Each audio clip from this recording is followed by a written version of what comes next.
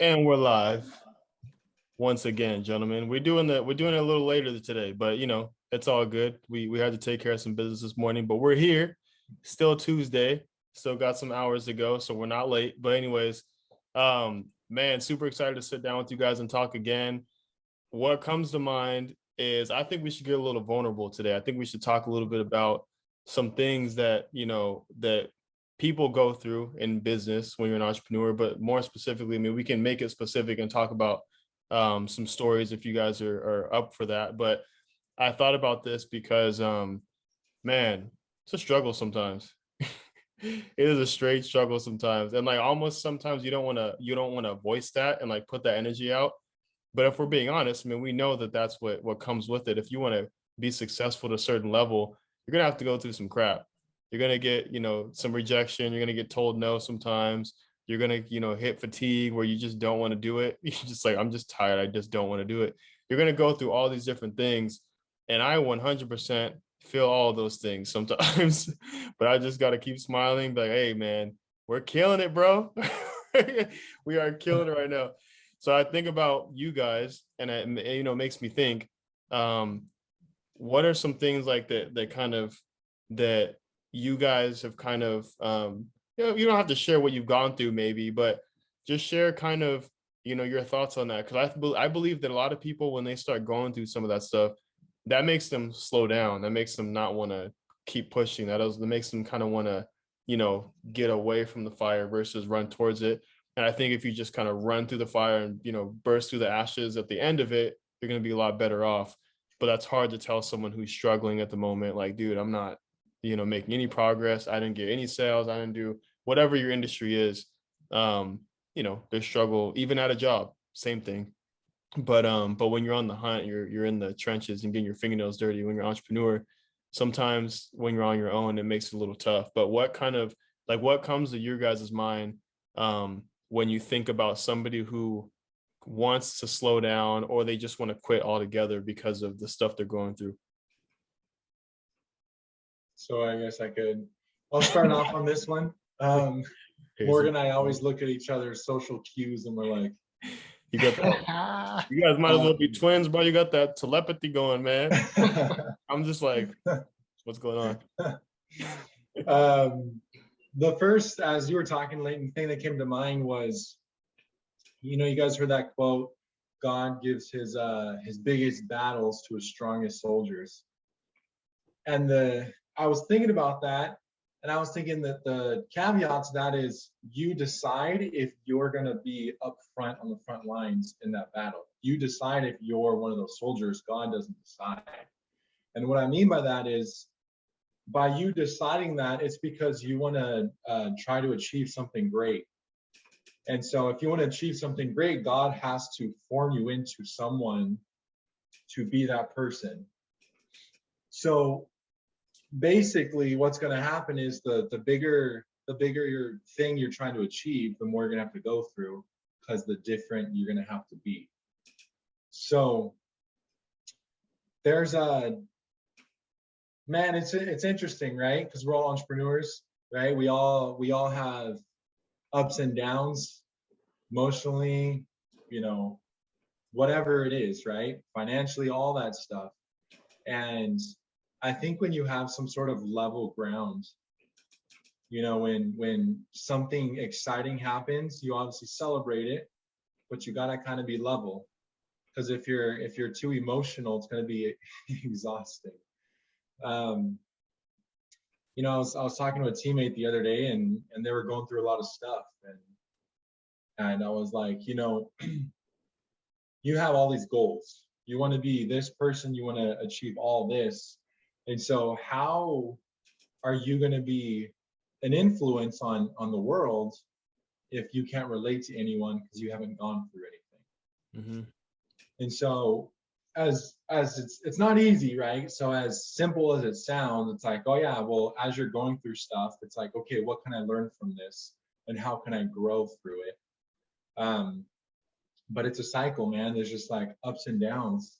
And so I mean, we can all talk about different stories of things we've gone through and scenarios. And maybe I'll bring up some specific stories that I kind of going back and forth between on what I want to share. But I'll let Morgan kind of share his thoughts, and we'll kind of just see which ones that we want to talk about. It's a relay race, bro. We passing it over. What you got for us? You better be prepared. No, I just think at the end of the day, like anything in life is going to be hard. Like a single mother that the father walks out of them and they haven't gone to college. All they've done is finish graduation of high school, and now they're stuck with a child with no support. I mean, that's freaking hard. What are you gonna do as a mother? Are you gonna just give up? Probably not. I mean, it's amazing. I've seen a lot of those stories, and I feel like every mother that's been in that position has just like grabbed something out of them that they never knew was possible, that they never knew they had, and they overcame probably one of the hardest struggles they've ever had to go through. Right? I don't know how it feels like. I've never been in that position and never will be. But I mean that, right? Being a child and parents divorcing and having to go that and go through school, being picked on as a kid in high school, like you name the scenario, it's just life, right? It's just life. Like we're gonna go through hard things. But I think the difference between the ones that are successful, quote unquote, right, when it comes to like business and stuff like that, compared to the ones that aren't, it's such a small difference that they say it's scary to even mention.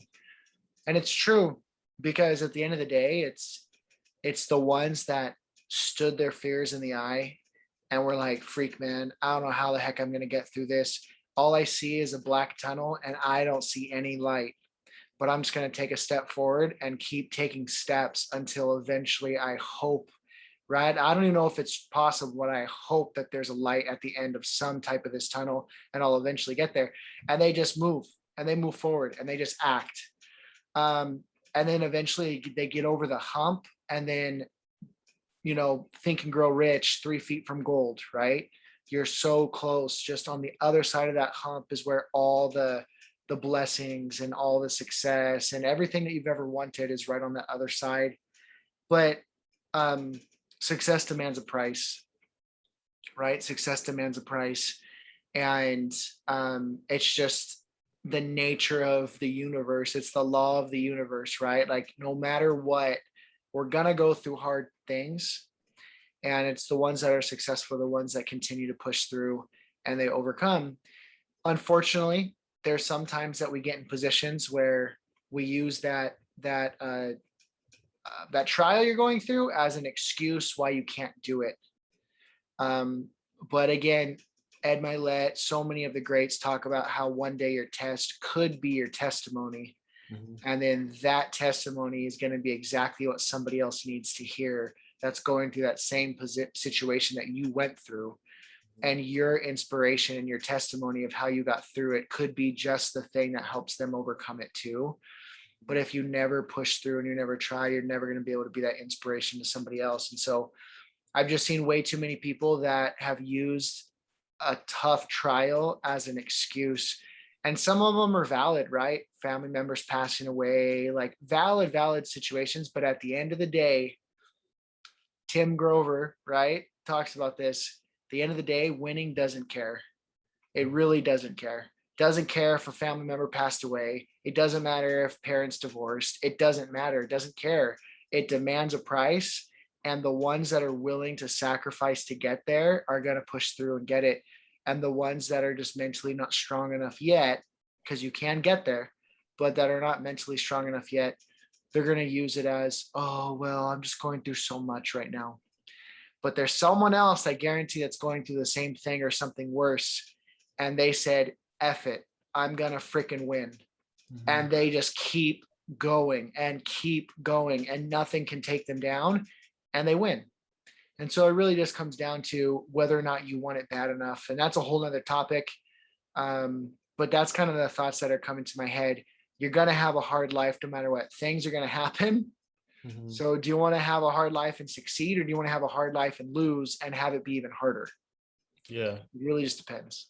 Yeah, 100%, man. I think for you nailed it when you said it just depends on how bad you want it. I mean, there are so many people that you know, successful people that we know in our industry, outside our industry, actors and actresses, musicians, all kinds of different people that are successful.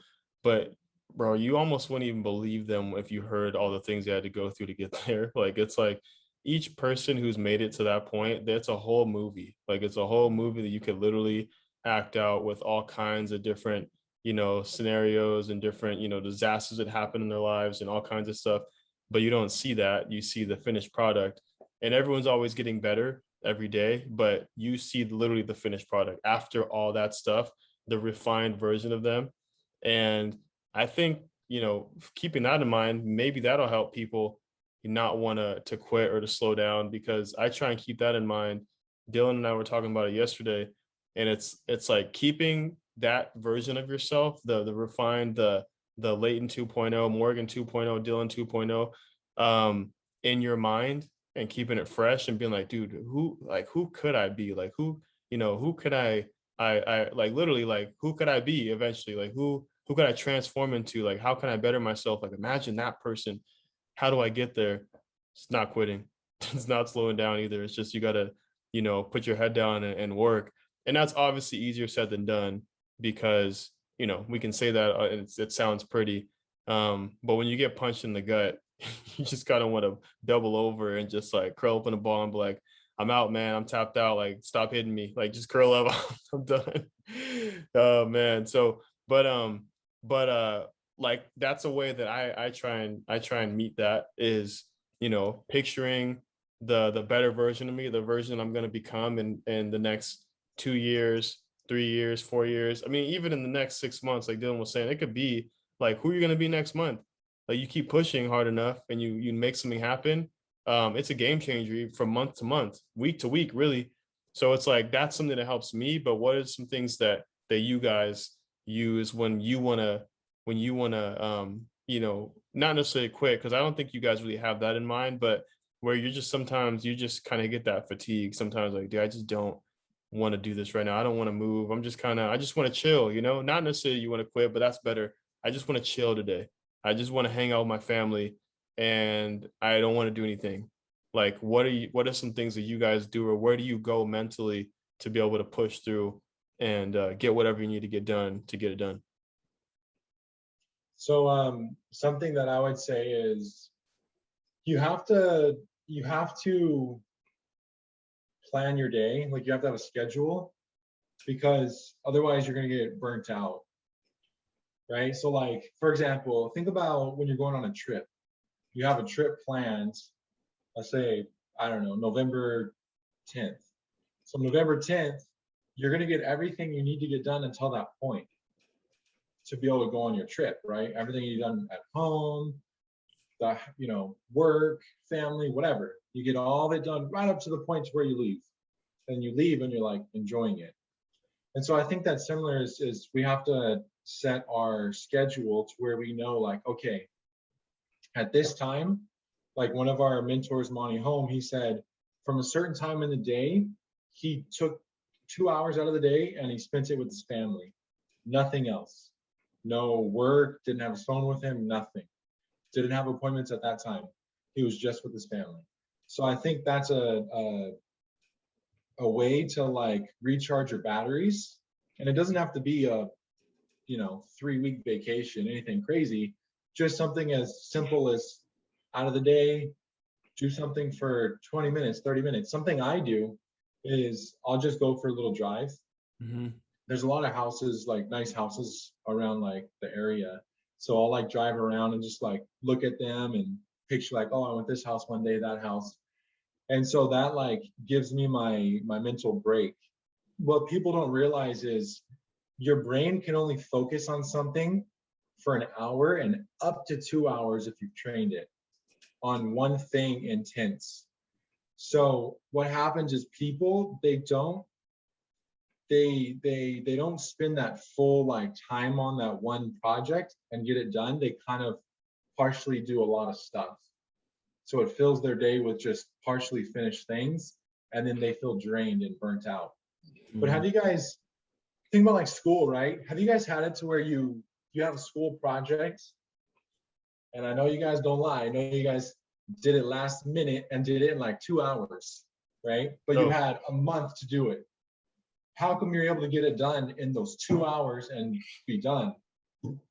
Because you knew you had a deadline, right? So you had a schedule of like, I got to get it done by this date. So if we have something scheduled in our days to be able to step away from our workload, that's going to give us that, right? And our bodies are going to tell us like, hey, I need a second, right? I need a break. Now you're going to feel bad if you take that break if you're not working to your full potential, because you're going to be like, God, I need to be working, I need to be doing this. That's because you know deep down inside you weren't working your hardest, so you don't deserve that break. But your body's tired of doing everything half, right? So that's something I would say is just like, get out of the house, like physically move, go work out, do something. But just don't use it as a reason to, oh, I'm gonna go leave for a week and not work anymore, right? So just little breaks will keep you going. For sure. Facts, man. I love it. I love all the juice, man. I love the free game with you guys, man. I don't know. What do you think, more? You have anything else you want to add before? Yeah. I think that was awesome. You want to say something? I was just gonna, yeah, no, I think that's really, really good. I think so his is like to take a little bit of a break. If I was to say like, what do I do when I'm feeling like lazy or I'm feeling like, oh man, like just not motivated? Mhm. At least for me, one of the things that I've been doing recently that's really been helping is looking, I know it sounds cliche, but like looking at my wife. And because, so we just had a second child, obviously you guys know, but for anyone out there that's listening, we just had a second child.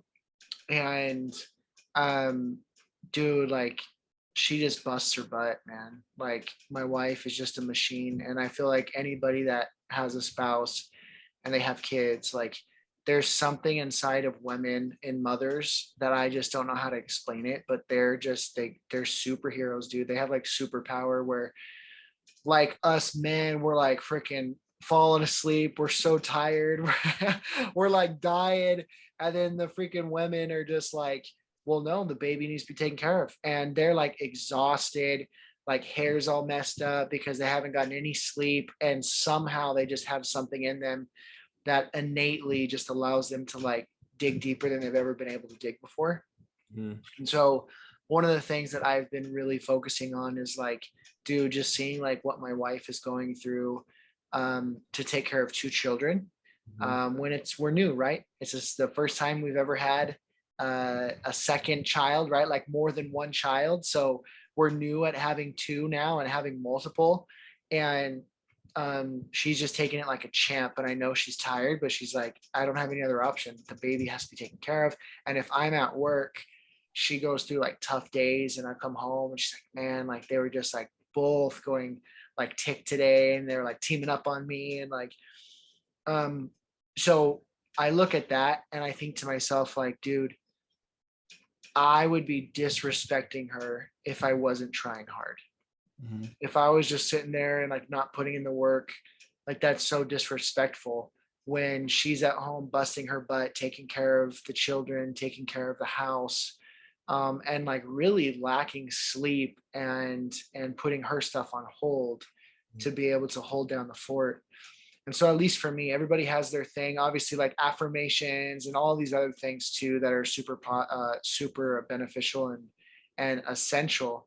But I think just right now with like how my life is at, where my life is at and like where we're going, what we're going through right now, lately I've been just looking at my wife and just thinking about her and like, dude, if I don't put the work in, like I'm being disrespectful to her because she's like busting her butt for me and the family. And Mhm. so I have to do the same, if not more. And so that's something that just being vulnerable, like a legitimate, real scenario of like what I've been going through over the last month and a half since my second child has been born. So Man, so awesome, man. Well, I appreciate your vulnerability for sure, because it's not, easy to talk about all the time. And it again, like you said, it paints a picture, it makes it real. It's a real life scenario that, that you personally have, but I know that a lot of other people have too. And they're like, that's awesome just to first off feel like they can relate. And seeing how this person actually gets through it. So you provided, not, that's not a problem, but you provided something that kind of is something you're dealing with, and then also the solution to what you're doing. So I that's awesome, man. I love hearing that kind of stuff. Um, dude, so good.